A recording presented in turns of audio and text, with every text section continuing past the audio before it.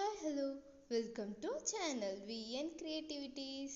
இன்னைக்கு நம்ம சேனல்ல எதை பத்தி பார்க்க போறோம்னா ரொம்ப டேஸ்டான ரொம்ப சூப்பரான south Indian style mushroom fried rice வீட்லயே ஈஸியா எந்த ஒரு சாஸும் சேர்க்காம எப்படி பண்றது அப்படின்றத தான் பார்க்க போறோம். இப்போ இருக்க கிட்ஸ்க்கு ஃப்ரைட் ரைஸ் நூடுல்ஸ் இந்த மாதிரி ஜங்க் ஃபுட் தான் ரொம்ப பிடிக்குது.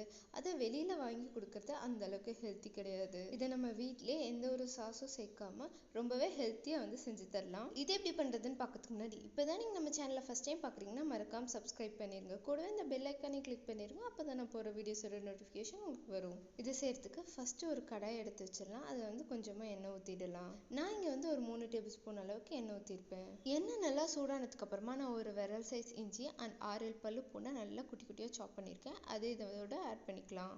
இப்போ இது எல்லாத்தையும் சேர்த்து நல்லா வதக்கிடலாம்.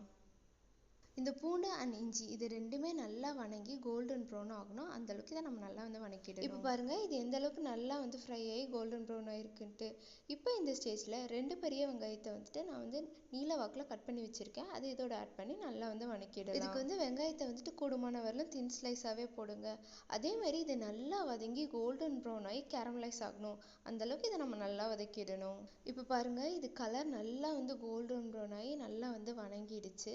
அண்ட் இந்த மாதிரி கேரமலைஸ் ஆகுது அப்படின்னா என்னன்னு கேட்டிங்கன்னா இந்த மாதிரி நல்லா க்ரீமியான டெக்ஸ்சர் வரது தான்.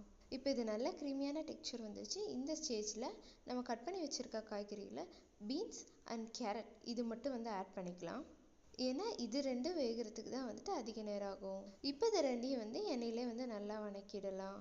இந்த பீன்ஸ் அண்ட் கேரட் இது ரெண்டுமே எண்ணெயில் நல்லா வதங்கி அது எண்ணெயிலே வேகணும். அந்த அளவுக்கு இதை நம்ம நல்லா வணக்கிடணும். அடுத்ததாக இது வணங்குறதுக்கு மட்டும் தேவையான அளவு உப்பு சேர்த்துடலாம். நான் இங்கே ஒரு 1/4 டீஸ்பூன் அளவுக்கு உப்பு சேர்த்திருக்கேன். உப்பு சேர்த்துட்டு அதையும் நல்லா வணக்கி விட்டுடலாம். இது இப்படியே ஒரு 2-3 நிமிஷம் நல்லா வணக்கிடுங்க. அடுத்ததாக நான் இங்கே 100 கிராம் அளவுக்கு மஷ்ரூமை க்ளீன் பண்ணி கட் பண்ணி வச்சுருக்கேன். அதை இதோட ஆட் பண்ணிக்கலாம். மஷ்ரூம் ஆட் பண்ணிட்டு அதையும் நல்லா மிக்ஸ் பண்ணி விட்டுடலாம். இந்த மஷ்ரூம் இந்த எண்ணெயிலே நல்லா வணங்கி அது லைட்டாக தண்ணி விட ஆரம்பிக்கும். அந்த அளவுக்கு இதை நம்ம நல்லா வணக்கிடணும். எப்பயுமே மஷ்ரூம் நல்லா வணக்கிடுங்க.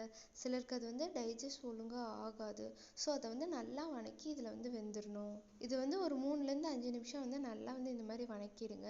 அதுலேருந்து தண்ணி வரணும். அந்த அளவுக்கு வதக்கிடணும். இப்போ பாருங்கள் இது நல்லா வணங்கிடுச்சு. அண்ட் இதுலேருந்து தண்ணி விட ஆரம்பிச்சிருச்சு. இதுதான் கரெக்டான ஸ்டேஜ்.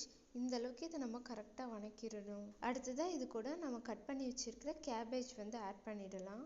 நான் ஏன் கேபேஜ் ஃபஸ்ட்டே சேர்க்காம கடைசியாக சேர்த்தேன் அப்படின்னா அது கொஞ்சம் க்ரன்ச்சியாக இருந்தால் தான் நல்லாயிருக்கும். ஓவர் குக் ஆகிட்டா நல்லா இருக்காது. அதுக்காக தான். இப்போ இதை ஒரு 2 நிமிஷம் நல்லா வணக்கிடலாம்.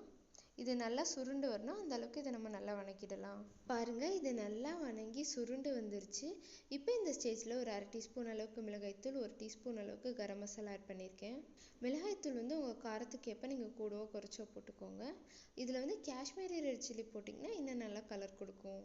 அடுத்ததாக நம்ம கட் பண்ணி வச்சுருக்க கேப்சிகமும் ஆட் பண்ணி அதை நல்லா வணக்கிடலாம். ஆக்சுவலி கேப்சிகம் கடைசியாக ஆட் பண்ணுற ஐடியாவை என் ஹஸ்பண்ட் தாங்க கொடுத்தாங்க. நீ ஃபஸ்ட்டே ஆட் பண்ணால் அது ஓவர் குக் ஆயிடுது. இந்த மாதிரி கடைசியாக ஆட் பண்ணிப்பாரு அது நல்லாயிருக்கும் அப்படின்னு சொன்னார். நிஜமானுமே இந்த மாதிரி கடைசியாக ஆட் பண்ணும்போது அது நல்லா இருந்ததுங்க. இந்த ஸ்டேஜில் அடுப்பை கம்ப்ளீட்டாக லோ ஃப்ளேமில் வச்சுருங்க.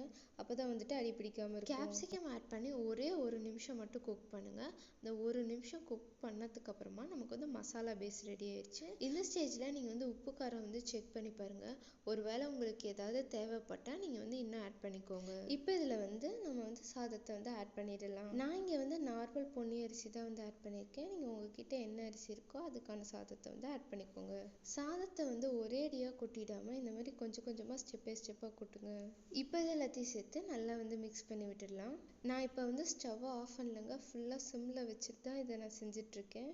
ஒருவேளை உங்களுக்கு ரொம்ப சூடாக வேண்டாம், ஜஸ்ட் சாதத்தை கிளறினா மட்டும் போதும் அப்படின்னு நீங்கள் நினச்சிங்கன்னா வேணால் ஸ்டவ் ஆஃப் பண்ணிக்கோங்க. ஆனால் ஃப்ரைட் ரைஸை இந்த மாதிரி சூடாக மிக்ஸ் பண்ணால் தான் நல்லாயிருக்கும். இப்போ பாருங்கள் இந்த சாதம்லாம் நல்லா மிக்ஸ் ஆயிடுச்சு. இந்த ஸ்டேஜில் சாதத்துக்கு தேவையான அளவு உப்பு சேர்த்துக்கலாம். நீங்கள் சாப்பிட்டு பாருங்கள். உங்களுக்கு எந்த அளவுக்கு உப்பு தேவையோ அந்த அளவுக்கு உப்பு போட்டுக்கோங்க. இப்போ இது கூடவே பெப்பர் ஆட் பண்ணிக்கலாம். பெப்பர் உங்களுக்கு எந்த அளவுக்கு தேவையோ அந்த அளவுக்கு நீங்கள் ஆட் பண்ணிக்கோங்க. பெப்பர் ஆட் பண்ணதுக்கப்புறமா அதையும் நல்லா மிக்ஸ் பண்ணி விட்டுடலாம். நான் இங்கே பிளாக் பெப்பர் யூஸ் பண்ணியிருக்கேன். உங்கள்கிட்ட ஒயிட் பெப்பர் இருந்தால் அது கூட யூஸ் பண்ணுங்கள், நல்லாயிருக்கும். இதை நல்லா ஒன்றோட ஒன்று நல்லா மிக்ஸ் ஆகிற மாதிரி மிக்ஸ் பண்ணி விட்டுட்டு அடுப்பை ஆஃப் பண்ணிவிடுங்க.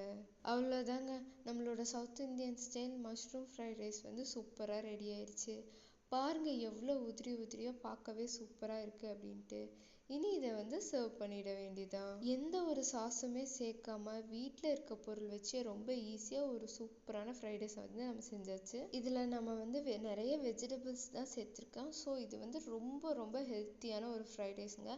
டயட்டில் இருக்கவங்க, ஜிம்முக்கு போகிறவங்க யார் வேணால் அதை சாப்பிடலாம். அண்ட் இதோட டேஸ்ட்டும் வேற லெவலில் இருக்குங்க. அதை நீங்கள் அனுபவித்து பார்த்தா தான் புரியும். ஸோ செஞ்சு பாருங்கள். செஞ்சு பார்த்து எப்படி இருந்தது அப்படின்றத எனக்கு கமெண்ட்டில் சொல்லுங்கள். வீட்டில் குழந்தைங்க வந்து ஃப்ரைட் ரைஸ் கேட்கும் போது வெளியில் வாங்கி கொடுக்காம இந்த மாதிரி ஹெல்த்தியாக நீங்கள் செஞ்சு கொடுங்க. கண்டிப்பாக அவங்க விரும்பி சாப்பிடுவாங்க. இந்த வீடியோவை ஃப்ரைட் ரைஸ் அடிக்கடி வெளியே சாப்பிட்ற உங்கள் ஃப்ரெண்டுக்கு ஷேர் பண்ணி விடுங்க. அண்ட் நீங்களும் இதை மறக்காமல் செஞ்சு பார்த்து எப்படி இருந்தது அப்படின்றத கமெண்ட்டில் சொல்லுங்கள். இந்த வீடியோ பிடிச்சிருந்ததுன்னா லைக் பண்ணுங்கள், ஷேர் பண்ணுங்கள், கமெண்ட் பண்ணுங்கள் அண்ட் மறக்காமல் சப்ஸ்கிரைப் பண்ணிடுங்க. தேங்க்யூ ஃபார் வாட்சிங். Bye by.